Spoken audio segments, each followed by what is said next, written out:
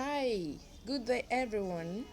My name is Adiga Adejoke. You're welcome to my YouTube channel, Maringos. Maringos is a platform, an online platform. It's an online show where we do guidance and counseling for relationship, marriage, and other real life issues. Isn't that great? So, today is going to be an interesting, intriguing episode. Yesterday we talked about overcoming an abuse in relationship and marriage. So, today we are going to talk about how to identify an abuser. Because without an abuser and the abused, there can be abuse in a marriage or relationship. So today we are going to talk about an abuser.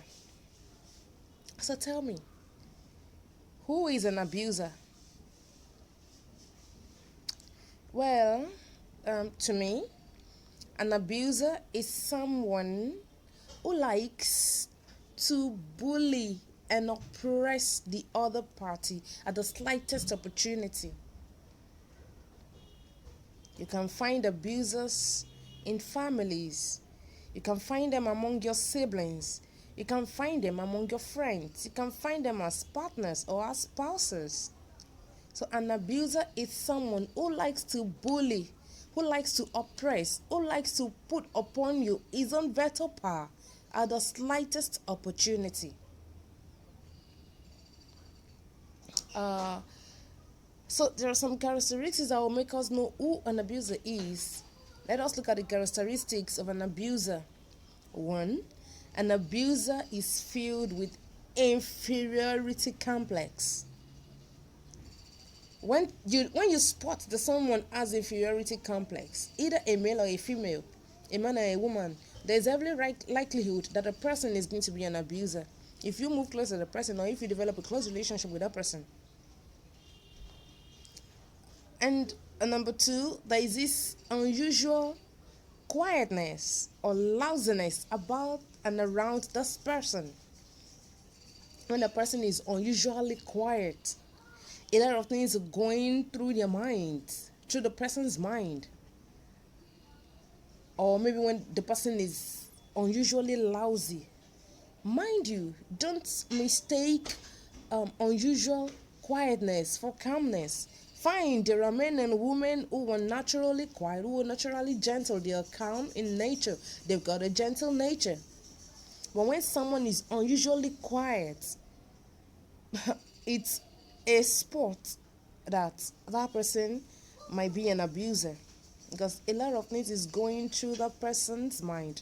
Yorubas will say any or dino. That means the person swallows a lot of things in him or her.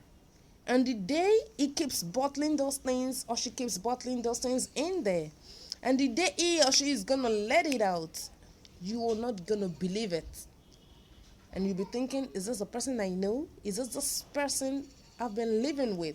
Or is this person who has been my friend? And when the person is unusually lousy, there are some people that when they get to a place, you know they are there. We have them in our houses, we have them as some of them are even in our families.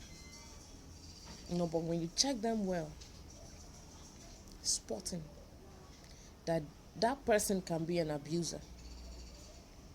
The person is just trying to let out that weakness in him for the world to see.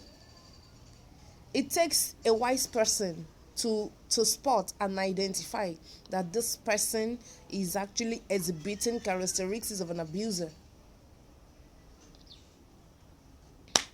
Number three, this person likes to conspire with others, with external bodies against you. These are people that will look at you in the face and tell you good things about you. But the moment you turn your back, come on,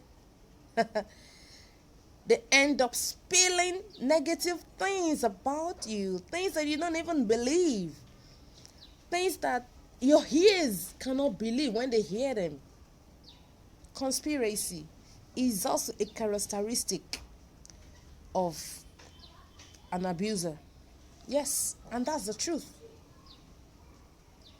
you might think you might think it's nothing, but it is something. It's a big deal. You need to check it. When you have a friend who is always talking bad about you, always conspiring about with others against you, then you have to watch it. That person may be an abuser.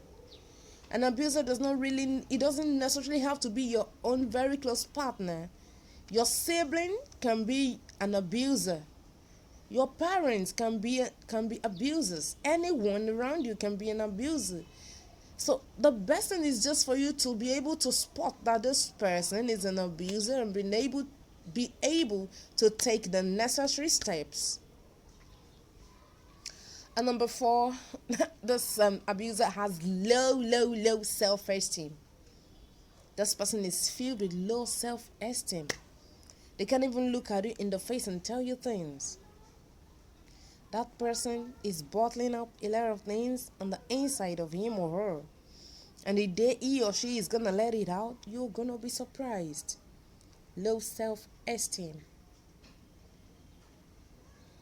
They can come about low self-esteem through various means. It could be background, it could be while they were growing up, it could be anything or any event that had happened in their own lives can make them develop the low self-esteem, which can make them become an abuser out of the things they have bottled down on the inside of them. Again, number 5, this person, an abuser, is always feeling right about things and they're always shifting blames to you. Shifting blames to the other party without tendering apologies. They always make you feel that you are the one at fault. They're always telling you, imagine someone beating you up and telling you, it's your fault, you made me do it. How is it your fault? How is it your fault? Yes, someone saying, if you had not, when I told you you were stupid, if you had not told me back that I'm stupid, I wouldn't have beaten you up. Look at that.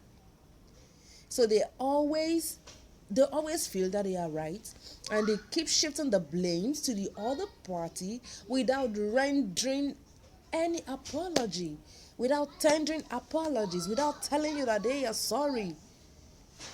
This is another way, very good, quick way to spot an abuser. Number 6, there's this feeling of rightful belongings, and that happens generally in Africa.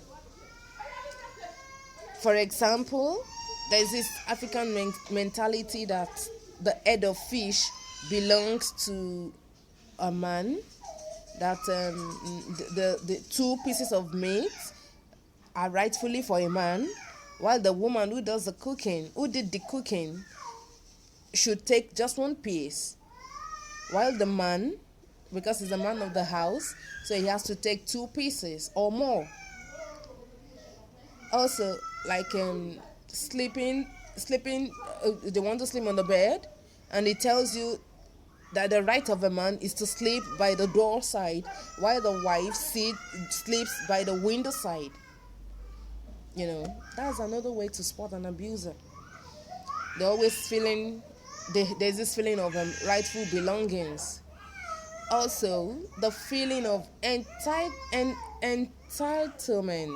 Sorry about that. The feeling of entitlement, such as being entitled to a woman's salary, even when the man is not working. He believes while he's sleeping at home, probably because he lost his job. So when you go out there, you hustle, you struggle, you work, you do business, do things, and make some cash. You should bring everything back home and hand everything over to him. And if you don't do that, he begins to abuse you. So before the beating begins, when a man begins to do that and feels, okay, don't worry me, this is all the salary I have gathered for the month, he expects you to give everything to him. And also, an abuser is a joy stealer. These are people that steal one's joy away. They're always making you feel less of yourself. They tell you, come on, you're ugly, you're too short, you're too dark, you're too fair, you're too everything. That person might be an abuser. Because if you for example, if he says too you're too slim before you get married, you eventually get married, he will continue to say that, and it won't make you see any good in yourself. It will make you feel that other women out there or other men out there are better than you are, which is not true. It is not true in any way. Okay, so those are the few points about how to identify an abuser. I mean, the characteristics of an abuser. But now, how do you identify? How when 20 men are sitting down, how do you identify that two of those men sitting are abusers? Number one is a temperament. They are temperamental. Abusers are always temperamental. Get that straight. The person is always getting angry easily at the slightest opportunity. Temperamental. That's number one. Number two, he is easily frustrated. Anything frustrates him and he blames you for his misfortune. When a man loses his job and he tells you you're behind it, are you the boss that sacked him? Or did you go to his place of work to tell them, please sack my husband? How is that possible? And the person tells you, you caused it. You're the one behind my misfortune. If I had not married you, I would have made it more than this. I wouldn't have been where I am. If I had not married you, I would have gone outside Nigeria. I would have built 10 houses. I would have had 20 cars. I would begin to say all sorts. You need to run away from such a person. Such person is toxic. Abusers are toxic. I repeat, abusers, they are toxic people. And when you're in a relationship with an abuser, that relationship is a toxic relationship. Did you get that? Such relationships are toxic relationships. And you need to run away from such in order to save your life. I'm not talking about physical running away. But there are steps you should take in order to save your life, so that you don't end up in the psychiatric dungeon. Also, number three is he quickly spots, or how do I put this? He quickly spots your weakness and uses it against you. That's what they do. Abusers, they will look at you, study you quickly, look at your weakness and turn the weakness around. Instead of helping you build that weakness into your strength, they begin to use that weakness against you. That is how you spot an abuser. Number four is your judge and makes you accept blames for everything. Even his own blame, he puts everything on your head. It makes you accept his own blame, and he blames everything that happens on you. And he tells you everything is your fault. You caused it. It's your fault. I blame you for this. I blame you for that. And there is nothing good you do. He judges everything negatively. He does not even commend your work. He doesn't commend anything. He doesn't give you positive comments. All he does is to judge, and he becomes the judge of the house. And your house or your relationship or marriage, your home becomes a court of law. And he begins to judge you. He becomes the judge, the presiding judge of that home, and he begins to judge you for everything. Even his own misfortune, he blames you for it. He judges you for it. And such people are always sentencing their partners to negativity, to the negative world. And once anyone slips into the negative world, only the grace of God Almighty can bring you out. Okay, number 5, nothing you do satisfies him. These kind of people are insatiable. Abusers are insatiable. There is nothing you do that can satisfy them. Nothing. You can't satisfy them with anything. Cut your neck, put it on a plate. It doesn't move them. They still will not be pleased. They are hard to please. Nothing you do satisfies them. They feel they feel they feel good about themselves and they don't feel good about you. If you cook, you don't cook well. If you wear clothes, you don't know how to dress. If you make up, you look like a ugly whatever. If you don't make up, they don't like you. Don't have natural beauty. If you try to be cool, they tell you you're too cool. If you try to talk, they tell you talk too much. Whatever you do, there is no commendation. All you get is negativity. That is another way, good way to spot an abuser. That's what they do. Okay. Number 6, it talks you down and mocks you in the presence of others. It talks you down. For example, you both left home together and he saw you when you dressed. And he couldn't tell you to change your clothes or he doesn't like it. And when you get out there, because his friends, his colleagues, and a lot of people are around, even your family members, they are all around. And he just wants to mock you. He tells you, Kilokosi, what are you putting on? What rag is this you're putting on? Have I not told you not to wear things like this again? Which he never did. He never told you such. He wants to exercise authority in the presence of others to show that he is the man of the house, or he is the head, or that he is your husband, or he wants people around to know that he can control you, and whatever he says, you listen to him, you obey him. That's what abusers do. They talk you down, they talk you less, they talk you down in the presence of others, and they mock you. Yes, it might actually sound funny. You might think, oh, it's a normal thing, but it is not. If you continue with such a relationship, come on, you're heading for the rocks.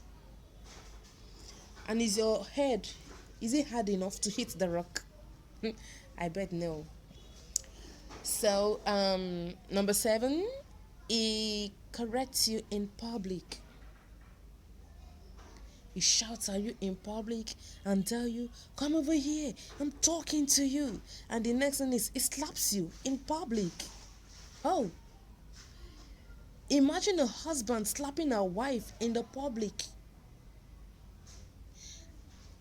A wife that is temperamental would probably return the slap and they both will be fighting in public. If you don't know how to keep your cool, anything can happen in public when a man slaps you. Especially when it's your husband or someone you intend to marry. If it's someone you intend to marry, there can be a solution to that. But someone you have not gotten married to, you have not even done introduction. In fact, you're just dating, and he slaps you in public, telling you, see, when you're in a relationship and someone is telling you, I will slap you one day, I bet you he will do it one day, as he has said. If he tells you, are you not supposed to call me brother? He'll beat you one day for not calling him brother. If he tells you you're supposed to kneel down while giving me water in a relationship, what would he do? Someone who slaps you in public in a relationship, what would he do? when you finally get married to him. Okay, that said, number 8, he beats up his siblings. He abuses them. When a man tells you, my sister and I, we fight a lot, I'm always beating her. A man tells you he fights with his sisters and he always beats her up. He always beats her up. And you still want to end up with such a man who told you, he already told you that he beats up his younger ones. Or he beats up his elder sister. He will beat you up too. Someone who can beat up his own family, his own blood, he will beat up you that you are his flesh. You are not his blood, you are his flesh. He will beat you up. His own blood, he beats them up. Not to talk of you that you are his flesh. So before you even go into marriage at all, and before you go far in a relationship, there are things you look out for. There are things you look out for. That's why Daniel Akpata is always saying that the period of dating, it is not the period of intercourse. It is a period of interview. It is a period of interaction. You ask questions. I remember there was this guy who was actually asking me out back then, and we were talking. We actually talked about educational qualifications, and I told him, okay, these are my qualifications and all that. Then he realized that I had a higher qualification than himself, and he kept quiet about it. I didn't know he was feeling bad about it. And one day we decided to hang out somewhere, and he just looked at me and said, Adejoke, do you know there are 4 things that are wrong with you? I said, oh wow, 4 things. And innocently, I said, please tell me about them. I'll make change. If it's something I can change or something I can just adjust, I'll do. Please tell me. And the next thing he said is, number 1, over experience is worrying you. That I do as if I know everything about relationship and marriage. I was like, oh my God. Okay. Number 2, over education is worrying you. Over education is worrying you. Please, over education, they worry person. Like then he said, you're too educated for me. I'm too educated for you. Okay. Number 3, he said over experience is worrying you. Or how did he even put it? Over qualification or something. Listen those 4 things, and I'm like, wow. And we ended that date. I went home, and the next day kept calling and calling. I just blocked him, deleted his numbers from my phone, blocked him, and that was the end of it. Because I've not even said, okay, let's go into a relationship. We're still friends. Okay, let's get to know each other. Then let's see where it proceeds from there. Only for him to tell me all that. I'm like, why? If I should proceed with this person, where do I think it will end? Where? When someone is already telling me, we've not even dated. It's just friendship. Okay, let's just get to know each other first. And he's telling me over education is worrying you, over experience is worrying you, and you know too much about relationship and marriage. And one other thing is, I think he said I speak too much English or something. I can't even remember. Imagine. So if I go into a proper relationship with that person, what do you expect? And if I take it higher by getting married to him, what do you think will happen? So these are a few points on how you can identify an abuser. Please don't forget to send in your questions, your comments. I expect your feedback. Till we meet again, I'll see you again. God bless you. Like I said, this is my YouTube channel, Marengos. It's a platform for um, guidance and counseling, prayers on relationship and marriage, and other real life issues. And my name is Adeiga Adejoke. Have a great day.